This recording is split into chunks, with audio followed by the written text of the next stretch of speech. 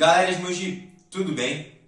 A todo momento nós somos bombardeados por informações a respeito da pandemia do coronavírus no Brasil e no mundo. Também recebemos informações do que está acontecendo em nossas cidades, através de boletins diários publicados nas páginas oficiais das prefeituras de Mogi-mirim e Mogi Guaçu. Hoje eu vou apresentar para vocês, dado por dado, número por número, essas informações a respeito de nossas cidades. Com gráficos, novas informações, vamos destrinchar tudo o que está acontecendo em nossa região. E para isso, eu vou voltar um pouquinho no tempo.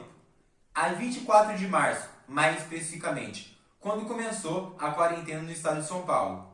Na ocasião, o governo adotou essa medida como forma de combater a disseminação do vírus em nosso território. Por que isolamento social? O que é a quarentena? Bem, segundo especialistas da área médica, o objetivo de segurar a população dentro de casa e cumprir o chamado isolamento social é para que o vírus não se propague de pessoa a pessoa. Afinal, ele causa graves problemas que necessitam de UTIs e podem levar até a morte à pessoa contaminada. Por isso, desde então, nós temos buscado nos recluir em nossas casas. Mas será que a gente tem feito isso da maneira adequada? É o que eu vou mostrar para vocês. Nesse gráfico que eu mostro agora, você confere o índice do isolamento social em Mogi Guaçu desde o início da contagem, até dia 26 de junho. Os dados de isolamento social são coletados através do CIMI, Sistema de Monitoramento do Governo do Estado, em parceria com operadores de telefonia. Segundo os especialistas, o índice melhor para que se evite a disseminação da maneira correta, uma quarentena de verdade, é 70% da população em suas casas. Como vocês veem nesse dado de Mogi Guaçu, nunca nem se chegou perto desse 70%. Em Mogi-mirim é a mesma coisa. O máximo que a cidade de Mogi-mirim alcançou no isolamento social foi 62%. E desde então, esses números só vêm caindo, seja aqui ou em nossa cidade vizinha. Os índices beiram o 40%. Ou seja, estamos longe desse 70%. Por que a gente não está fazendo da maneira adequada? Como outros países, como Itália, França, Alemanha, que hoje já retornam à normalidade e fizeram.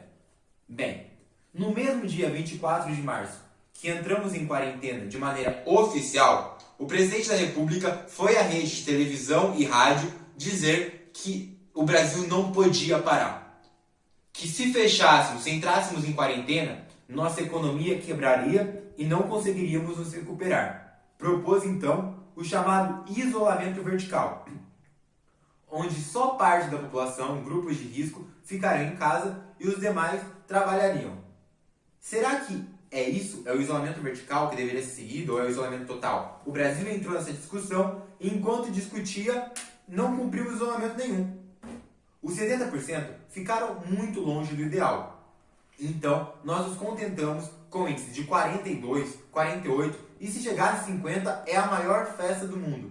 Esse 50 é o chamado isolamento vertical. Então veja, durante a quarentena, nós nunca entramos em quarentena. Nós fizemos o chamado isolamento vertical. Deu certo? Não!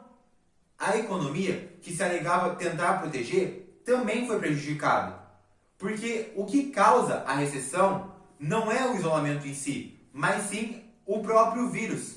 O mundo está entrando numa grande depressão. É a grande depressão de 29 da nossa geração. Não adianta, nós deveríamos ter nos fechado por 3 meses, de maneira forte e firme, 70% da população em casa. E depois começaríamos a reabrir com o vírus de maneira controlada. Hoje, vamos a 4 meses de quarentena e os casos continuam a crescer. É o único país no mundo que consegue identificar esse tipo de situação. O vírus continua a crescer. Então, quem que foi que entrou em isolamento? Quem? Veja, nesse gráfico aqui, apresentando a pirâmide etária de Mogi-mirim com base nos dados do IBGE, nós constatamos que 40% da população de Mogi-mirim é formada por pessoas de 0 a 20 anos. E pessoas de 60 a 100 anos. O chamado grupo de risco, a base das pirâmides, as bases da pirâmide. Aliás, o topo e a base. Os jovens de 0 a 20 anos, que são os estudantes, ficaram em casa. Não trabalham, então não precisaram sair. Da mesma forma, os mais velhos, em tese aposentados, também não saíram para o mercado de trabalho. Ou seja, nós nunca tivemos uma parada total. A população economicamente ativa sempre trabalhou durante toda a quarentena. Se a média em junho de Mojimirim, por exemplo, é de 48% de isolamento, significa que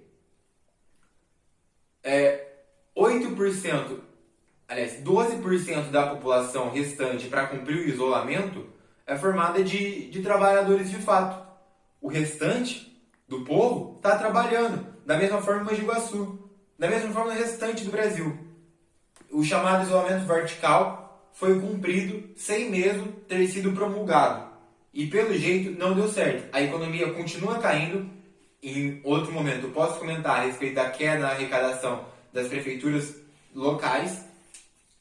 E bem, estes são os dados do isolamento.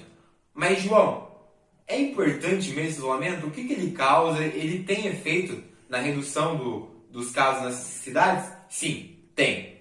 Fiz um levantamento e eu vou mostrar para vocês o avanço da doença com base na diminuição do isolamento. Presta atenção. Nesse gráfico aqui, vocês conferem a evolução dos casos de coronavírus em Mogi Guaçu. Segundo, até dia 27/6, foram 631 confirmados, com 18 óbitos. Os números não param de crescer. A chamada curva, que todo mundo comentou, quando que vai parar essa curva? Ela não para de subir, não para, é uma crescente absurda. E os novos casos por dia também crescem de maneira absurda. Recentemente a cidade registrou 70 novos casos. 70! E nesse gráfico aqui, vocês podem conferir a relação desses novos casos com os casos totais. Quanto que eles influenciam. Pegando a relação de casos confirmados com casos descartados, estabeleci que, através dos dados, que a cada 10 suspeitos em Mogi Guaçu, 4 têm o coronavírus confirmado. Repetindo, a cada 10 suspeitos, 4 têm o coronavírus. É quase uma relação de meio a meio. Você tem quase 50% de chance de pegar. E como que eu sei que o isolamento social afeta na contaminação? Veja,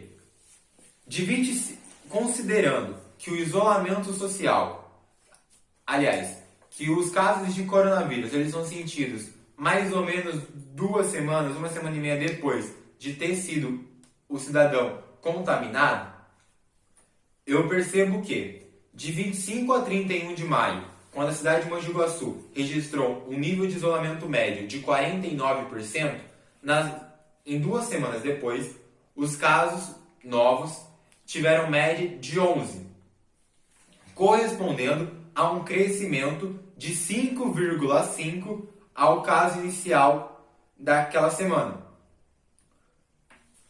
Depois, na semana de 1º de junho a 7 de junho, quando começou a flexibilização, o isolamento caiu 1%. 1% em Mogi Guaçu significa que 1.500 pessoas foram às ruas. Essas 1.500 pessoas provocaram um aumento da aceleração da contaminação em 1,5%.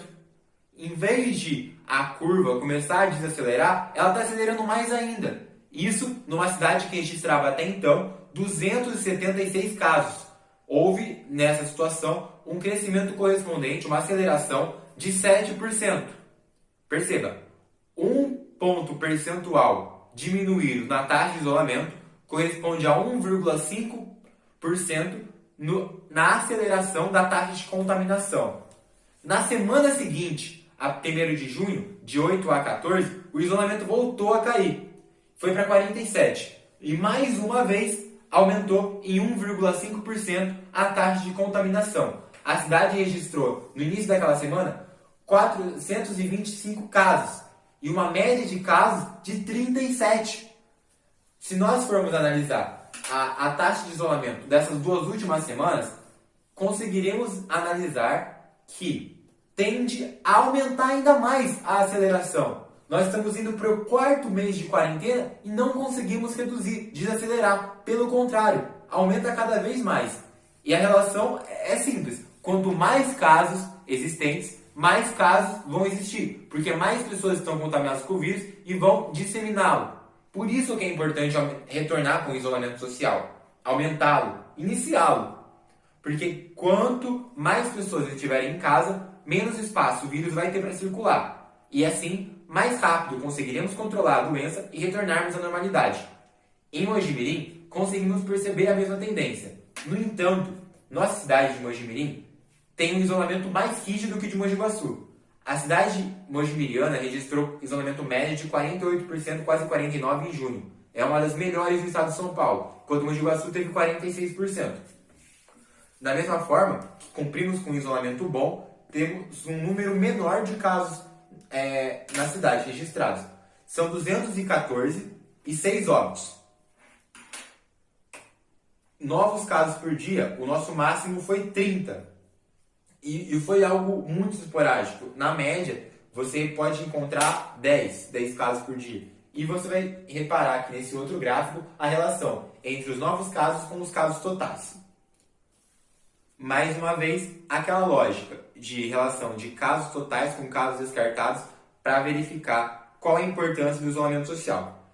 Em Mojimirim, os casos confirmados e os casos descartados são de 3/5 da relação. Ou seja, a cada 10 suspeitos, 3 têm coronavírus. Você tem 35% mais ou menos de chance de estar contaminado se você foi identificado como suspeito. Por isso, eu faço aqui a ressalva. Se você sentir qualquer sintoma, não tenha medo. Procure o ambulatório de síndromes gripais da cidade de Mojimirim, localizado na rua Monsenhor Nora, 166, próximo à Santa Casa. Lá você vai ser examinado por especialistas e também receberá o teste, se assim for necessário. Nesta fase da doença de Mojimirim, a cada 1% diminuído o isolamento social, dobra a aceleração da contaminação. Veja, de 25 de maio a 31 de maio, a nossa média de isolamento foi de 50%. Metade da população estava em casa e outra metade estava para a rua, trabalhando. E a média de novos casos foi, nas 2 semanas que seguiram, de 2,3. Considerando que a base do cálculo é a segunda-feira do início da semana, de 2 semanas sequentes, em 75, o crescimento, a aceleração foi de 3%. Acelerou em 3%. Quando o isolamento caiu na semana seguinte, indo para 49, de 1º de junho a 7 de junho, quando flexibilizou a quarentena, a média de novos casos foi de 6%, enquanto o crescimento foi de 6%. Nós aceleramos de 3% para 6% a taxa de contaminação. Ficou maior o número de pessoas dispostas, virais, para fazerem a contaminação. E mais uma vez, o isolamento voltou a cair na semana seguinte, de 8 a 14 de junho, indo a 48,5%. Esse isolamento dessa semana a gente sente na última semana que passou.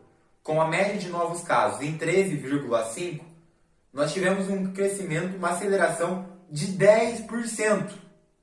João, por que de Mojimirim e de Mogi Guaçu, se caiu o mesmo número no isolamento, as taxas de crescimento da aceleração são tão diferentes? Como eu deixei claro no início do slide, nesta fase da doença, Mogi Guaçu já está com seus 400 confirmados. Então, o ritmo tende a ser menor porque são maiores números. Mojimirim ainda está na fase dos 200. Então, o ritmo vai crescer mais. Mesmo assim, não de maneira tão absurda, porque a população tem cumprido com o isolamento de maneira mais responsável. Para dizer, mortes têm relação numérica também? Eu posso estimar alguma relação causal? Bom, eu fiz as contas e curiosamente, a média do número de óbitos por casos confirmados é a mesma em Mojimirim e Mogi Guaçu. Um óbito a cada 35 casos. Enquanto Mogi Guaçu tem 661 confirmados e 18 óbitos, Mojimirim tem 214 confirmados e 6 óbitos.